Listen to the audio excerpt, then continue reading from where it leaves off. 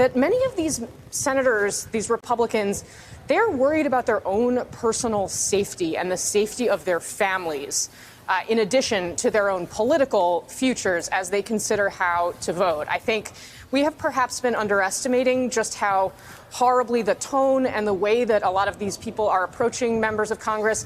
We saw it play out on January 6th. It's still happening behind the scenes, and I think that is generating a lot of fear among some of these members. I just think we may want to try and nod to that as we consider how these people may move to vote. But I think the reality is, and I was having a private conversation that sort of underscored this to me, there is legitimate moral a challenge there, that there is sincere tension between what they think is the right thing to do and what they are feeling pressure to do, both politically and from a personal safety and security perspective. So I think you're really watching those dynamics play out in real time. And I'm not trying to say that I think that there are 17 votes to convict. I think that it's pretty clear that nobody really believes that at this point. But there is a group that are looking to the historical consequences, the moral consequences of their votes, and wrestling with what to do. And I think that's what's the live question right now, Chuck. Just to follow up, Case,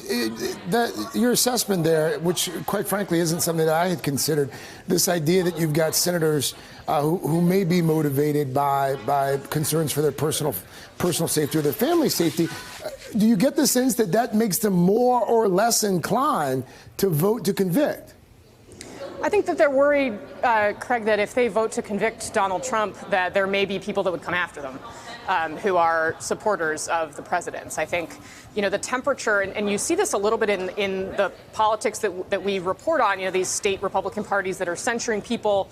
But that sort of culture of violence that, the Democrats laid out, they showed previous examples of whether it was President Trump himself talking about how people should conduct themselves or what actions were acceptable to go fight like hell, et cetera.